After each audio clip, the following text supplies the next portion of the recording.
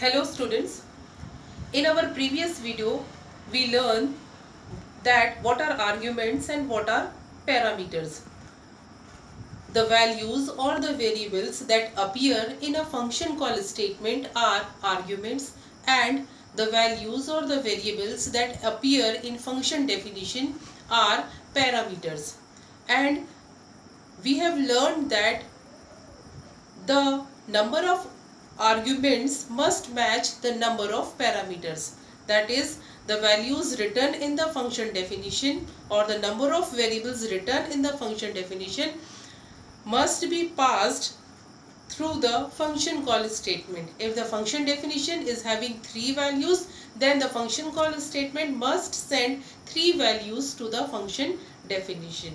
So this was one of the way for writing programs using functions. Now there are some other ways also to call function. Generally we can say that if the function call statement is restricted by the function definition. As per the function definition, we have to call the function, and those arguments must be supplied like that only. So 3 cases, or we can say 4 cases arises when we call a function definition through a function call statement.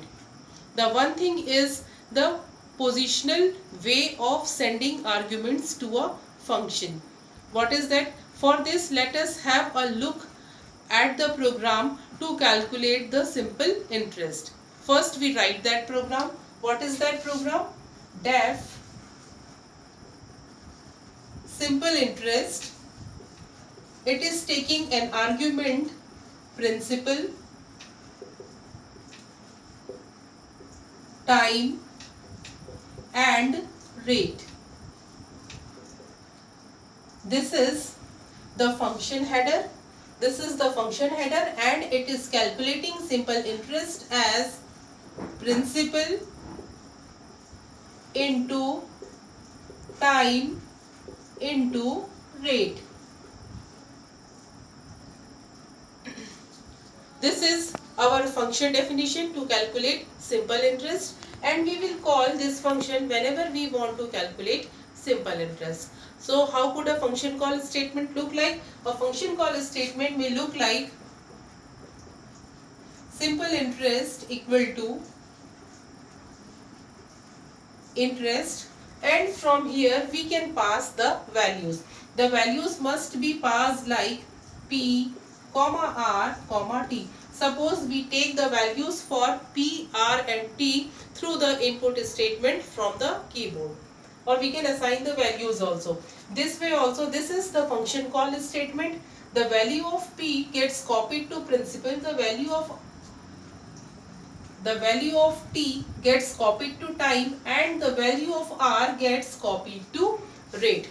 So what we see in this function call statement, the number of argument is 3 and the number of parameter is also 3. And one thing we may note here, that the parameters gets copied in order. That is, the first argument gets copied to the first parameter, second argument gets copied to the second parameter, third argument gets copied to the third parameter. So the arguments gets copied to the parameters in order. It doesn't happen that this p gets copied to the second variable, or this t gets copied to the second argument gets copied to the first parameter.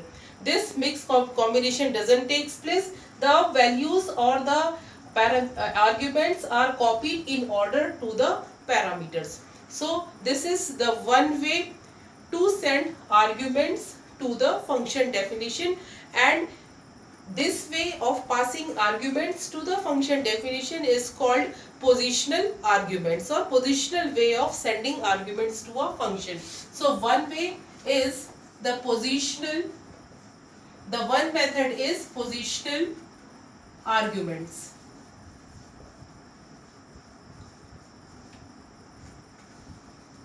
Sending the arguments in a positional way and in order also. Now in this type of sending the arguments to the function definition, we are always restricted in a function call to always send the number of values as per the function definition and in order also. So to give some flexibility in function call statement, another thing was introduced, and that thing was the concept of passing default arguments. In some cases the values in the function definition remains same for a longer time, or we can say the values remains constant for a fixed time or for a long time. So we need not to send that value from the function call definition always. For example, the rate of interest. The rate of interest is fixed for a certain time period, like for 6 months, for 1 year, or for 2 years. So this rate of interest, this rate value can be set as a default argument, so that we need not to pass it through the function call statement again and again. Suppose the rate of interest is fixed to 8% for 1 year, then for the whole 365 days the rate of interest will be 8%. So we need not to send this value for rate through the function call statement all the time. So what we can do, we can put it as a default value.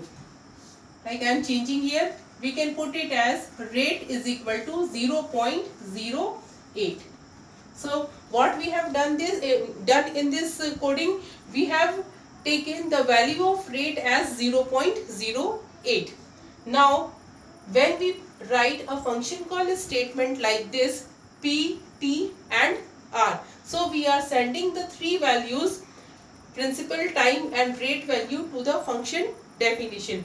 The P value gets copied here, the T value gets copied here, and the R value gets copied here. So what we can do, when we have already put the value of rate as 0.08, so this function can take the rate value by itself. So we need not to pass this value of R through the function. So we can skip this value R. We can skip this value R, and we will simply pass the value for principal and value for time. We need not to pass the value for rate here. Why? Because the value for rate is already set. So it has given some flexibility in function call statement. Suppose we do in some cases, or in some special cases we do not want this default value, then we can send the values through the function call statement also, like P, T, R. And we have, suppose for R we have provided the rate of interest as 10. So in this case it will take the value for P, it will take the value for T, and this value of R will get copied to rate. In this case, if we are passing the value for rate through the function call statement, then this default value is not used. The value that we supplied to the function definition is used. So in this way, by using the default parameter, we have some flexibility in function call statement. In both the ways we can use the function call statement. The one thing that we may note here is that whenever we are making any parameter, we are setting any parameter as default parameter in function definition, then it should always be it should always appear at the or we can say it should always be the last parameter in the function definition. This means that we cannot make any parameter as a default value. For example, we cannot make this principal value as default and not making this value. Whenever we are declaring any parameter as a default parameter, then all the values, that is all the parameters appearing to the right side of it, must also be set as default. For example, if we want to set this principal as default, then this time also should also be set as default. This means that if we are setting any parameter as default, then all the parameters appearing on the right side of the default parameter must also be set to default. So this is one of the restriction when we use default parameters. Then the second thing that we have studied is we can send the arguments as default arguments also. Again,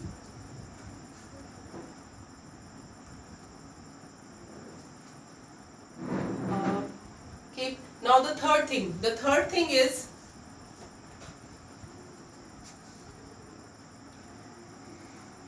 even in this case also we cannot change the order of the arguments. The arguments must be passed in the order as per defined in the function definition.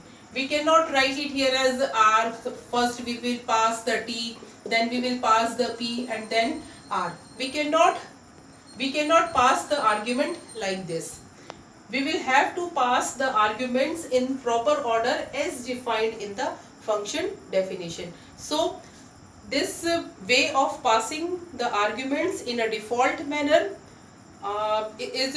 is also not giving the programmer enough freedom or full freedom in function call statements for sending the arguments through function call statements. So another concept was introduced that will give the programmers freedom to send arguments to the function definition, and that thing is keyword arguments. The third thing is keyword argument. In this case the arguments are passed through keyword matching. So in our function call statement we call the values through the variables or through the variables and the values. Like here we will write principal equal to 10,000, comma, principal equal to 10,000, time equal to suppose 3 years, and rate equal to 0.10. So in this case we have not sent the variables or alone, or we have not sent the literals alone, or we have not sent the expression. What we are sending? We are sending here the actual variable along with value. So both the function call statement must match with the variables written in the function definition. So here it is written as principal, it is written here principal. Both the keywords match, so the values gets copied here. Here also time, both the keywords match, so the value gets copied here. So this way of passing parameters to the function definition is called keyword arguments, or passing arguments to a function definition through keyword matching. So when the arguments are received through keyword matching, then we can alter the order of sending these arguments. How? We can write it here as interest. First we can write time is equal to 3, principal, or we can write this way also, rate equal to 0.10 and time equal to 3. So when we use keyword argument matching type, then in this case we can change the order of arguments. We do not have to match the order of the parameters with the arguments. In this case, that means the first value will not the first argument will not copy to the first parameter, the second argument will not copy to the second parameter. But in fact what happens in this case, Here a keyword matching will be done. The first parameter time it founds, it matches, it searches for the time it found, it get its keyword matching to time, so it sends the value 3 to the time. In this case rate is equal to 0.10, it takes it as 0.10 and time gets, sorry, here I will write principal equal to, suppose 15,000. So the keyword principal match with this keyword and the value 15,000 gets copied here. So when we use keyword argument matching type, then we do not have to note the order of parameters in the function definition. Simply we can, if we know the keywords used in the function definition, then we can simply pass the value in any order. So in our this lecture we have seen that there are three ways through which we can a function definition can accept parameters from the function call statement. Now there is one more thing, that we can pass the arguments in mixed type. We are not just restricted in one way, that if we are using only positional way of sending arguments to a function, then we can always use positional argument and cannot use this default argument or the keyword argument. We can use the mixed type also, as we have seen here. Let us take another example. Suppose here I take one more value CC. If here I take one more value, that is principal, then CC, then time and rate and 0.08. So in this case we can call the functions in some other way also, like in this case if I write here P and write here, suppose write here C, and suppose I provide here time is equal to 1 year.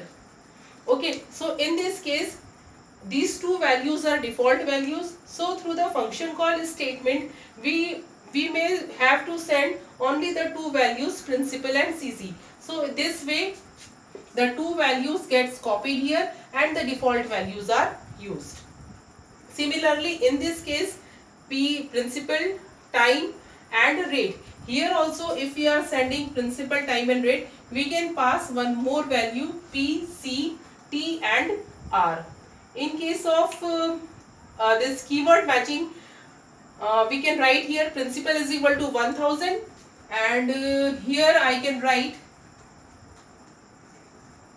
CC is equal to suppose 1000. So in this case we have used keyword argument matching. Here also we can use another way of function call statement. Here I can write CC is equal to 1500. So in this case I have used mixed way of passing parameters to a function, that is, this is the positional way P and this is CC, the time and rate. Here we will have to change like this. P, CC is equal to 1500. So what happens? The value of P gets copied to the principal, the value of CC gets copied here, time and rate is taking default value. So in this case we have used mixed type, that is, it is the way of passing the arguments in positional type. This is the keyword matching and this is the default way of using the parameters. So all these three ways of sending arguments to a function can be used in mixed type also. So this is all about passing parameters to a function. Thank you.